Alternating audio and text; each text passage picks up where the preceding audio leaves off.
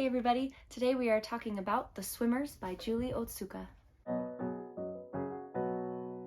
This is a book about a group of people who love swimming and have found swimming to be a peaceful thing in their lives and something that their lives kind of revolve around. It is the most important thing for them. They don't feel like themselves when they are doing their regular normal life things. They feel their most selves and most like themselves when they are at the pool, when they are swimming.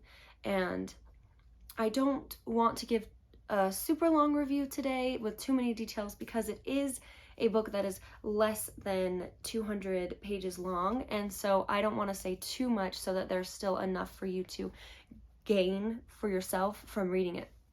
So just a couple things that I noticed when reading it. This book is not entirely about the swimmers. It's not entirely about swimming. And when I first picked up this book and was excited to read it, I was thinking I was going to get a story about a group of people that love swimming and that maybe they went on swim meets together, maybe they had adventures together that involved swimming, like maybe some drama, I don't know. I was just expecting it to be very centered around swimming since it's called The Swimmers, and that we were going to get some characters that we were going to like learn about that were swimmers and that were like, yeah, main characters and stuff.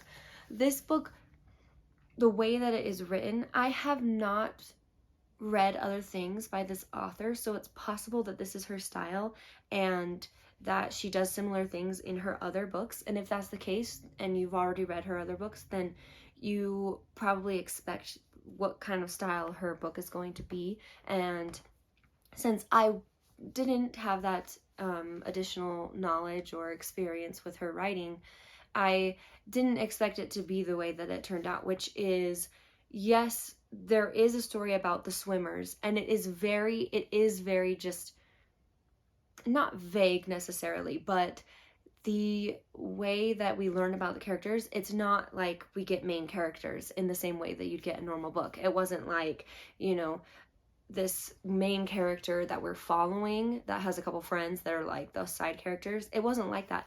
It was, a lot of the times it was addressed as we. So we were learning about all of them in general. So sometimes there would be names, specifically named people that would kind of say a little thing, and then it would be another person says something and another person says something, and then later on it's not like you ever really hear from that same person again. So it's a large group of people, and not any one of them is more important than the other, except for Alice. Alice is the only one that we see being mentioned more than once in the first half of the book, because this book really has like two parts. In the way I read it, was there is a part that is about the swimmers. It talks about the rules. It's the way it's written is like, we all follow these rules. We know that we are supposed to do this. There is a slow lane for slow people. There's the middle lane and the fast lane.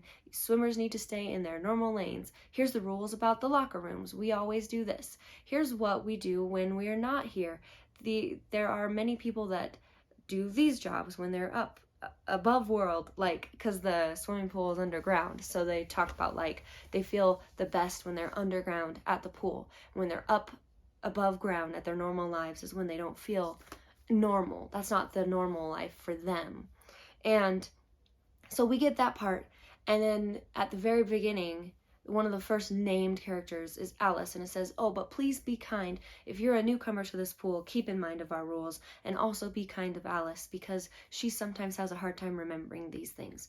And it's because Alice has dementia, and so she's starting to lose a lot of her bearings and her memories and knowing what's going on and things like that. But the one routine that is in her life seems to be going to the pool, and that's very consistent for her. And so she's almost there every day, like the other regulars at the swimming pool, and so they know Alice well.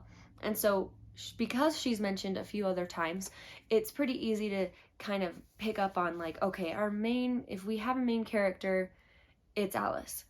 And the second half of the book this is what I was talking about with this person, with Julie's Otsuka's writing, is that the second part of the book kind of seems to completely abandon the first part of like going to the swimming pool every day and like what the swimmers' lives are like and what they do outside of the swimming pool and things like that. Like, we kind of just put that aside, and then we learn more about Alice. And so now we know for sure she's a main character. So we get some different, we get some second perspective writing. So a lot of people don't like that kind of writing. It's in this book for a little while when it is the second perspective, when it says, you do this, you did that.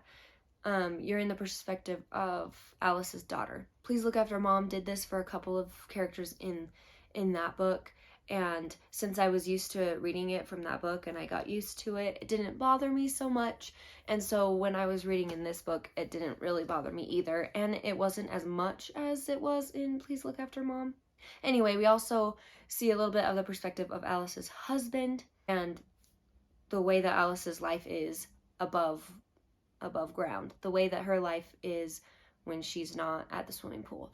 And so it kind of takes a shift there. I was really expecting us to like have this story that is, you know, in the water for most of it, people swimming and stuff like that, and like their lives and all that kind of stuff.